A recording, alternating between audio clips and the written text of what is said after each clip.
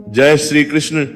आप सभी को माघ मास की अमावस्या की ढेरों शुभकामनाएं, मौनी अमावस्या की ढेरों शुभकामनाएं।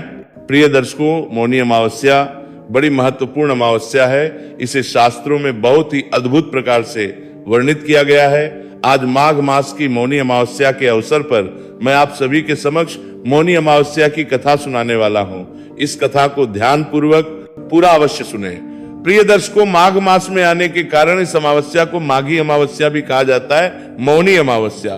पर मौन रहकर व्रत करने से मनुष्य को मौनी पद की प्राप्ति होती है। शास्त्रों के अनुसार होठों से ईश्वर का नाम जपने से जितना पुण्य मिलता है, उससे कई गुना अधिक पुण्य मन में प्रभु का नाम से मिलता है। इस दिन स्नान और दान पुण्य का विशेष महत्व है। मौनी अमावस्या को सबसे बड़ी अमावस्या भी कहा जाता है। इस दिन भगवान शिव और विष्णु जी की पूजा की जाती है। मौनी अमावस्या के दिन दान देने से ग्रह दोष खत्म हो जाते हैं और पुण्य फल की प्राप्ति होती है।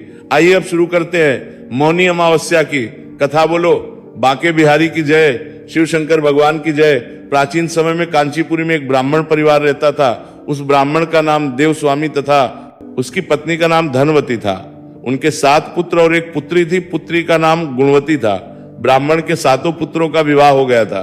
उसने अपनी बेटी के लिए वर खोजने को अपने सबसे बड़े पुत्र को भेजा। उसी दौरान किसी पंडित ने पुत्री के जन्म देखी और बताया कि शादी के समय 7वां फेरा लेते हुए ये कन्या विधवा हो जाएगी। पंडित की बात सुनकर ब्राह्मण और उसकी पत्नी के होश उड़ गए। उन्होंने पंडित जी से इसका उपाय पूछा। पंडित जी बोले, सिहल द्वीप में एक सोमा नाम की धोबिन रहती है। सोमा धोबिन एक पतिव्रता नारी है और वह हर अमावस्या का व्रत करती है। यदि तुम्हारी पुत्री की सेवा करे तो इसका वैधाव्य दोष दूर हो सकता है। आप सोमा धोबिन को जैसे तैसे खुश करो और गुणवती के विवाह से पूर्व उसे यहां बुला लो। तब देवस्वामी का छोटा बेटा अपनी बहन के साथ सिहल द्वीप जाने के लिए निकल पड़ा। रास्ते में उन्हें समुद्र मिला और उसे पार करने की चिंता में दोनों भाई बहन एक पेड़ की छाया में बैठ गए। उसी पेड़ पर घोंसले में गिद्ध का परिवार रहता था। उस समय उस घोंसले में सिर्फ गिद्ध के बच्चे थे। गिद्ध के बच्चे उन दोनों भाई बहन को देख रहे थे। शाम के समय उन बच्चों की माँ आई तो उन्होंने भोजन नहीं किया और वो अपनी माँ से बोले, माँ नीचे 2 भाई बहन भूखे प्यासे बैठे हैं। उन्होंने सुबह से कुछ नहीं खाया, इसलिए हम उनके खाना खाने के बाद ही आएंगे।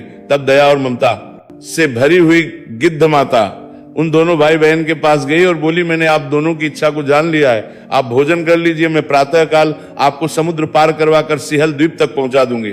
गिद्ध माता की बात सुनकर दोनों भाई बहन बहुत खुश हुए और दोनों ने भोजन किया।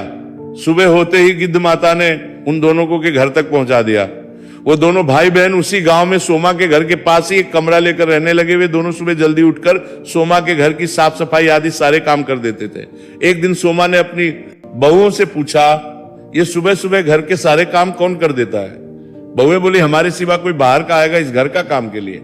सोमा धोबिन को अपनी बहुओं पर विश्वास नहीं हुआ।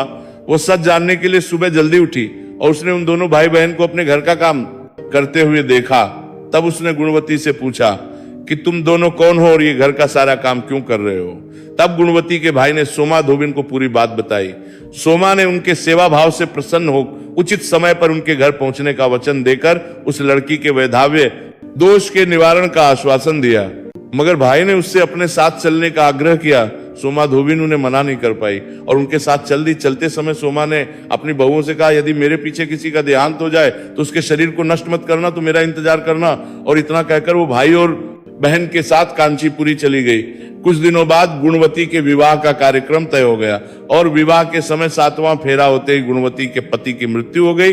तब सोमा ने तुरंत ही अपने संचित पुण्यों का फल गुणवती को प्रदान किया, जिसके प्रभाव से गुणवती का पति जीवित हो गया। तब सोमा धोबिन उन्हें आशीर्वाद देकर अपने घर के लिए रवाना हुई।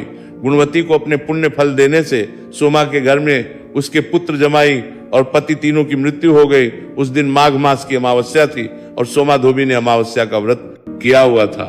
उसने अपने व्रत का पुण्य फल संचित करने के लिए रास्ते में पीपल के वृक्ष की छाया में विष्णु भगवान का पूजन किया और पूजन के बाद 108 बार पीपल के वृक्ष की परिक्रमा की। 108 परिक्रमाएं पूरी की। उसके परिवार के सभी मृतक जनजीवित हो गए। बोलो विष्णु भगवान की जय, बांके बिहारी लाल की जय, शिव शंकर भगवान की जय, कहानी सुनने वाले, कहने वाले और हुंकारा भरने वाले सभी पर अपनी कृपा बनाए रखना भगवान। आइए अब शुरू करते हैं। मौनी अमावस्या की पूजा विधि यदि संभव हो तो मौनी अमावस्या के दिन किसी पवित्र नदी में स्नान करना चाहिए, और यदि संभव ना हो तो नहाने के पानी में गंगा जल की कुछ बूंदे डालकर स्नान करना चाहिए। उसके बाद मौन व्रत का संकल्प ले।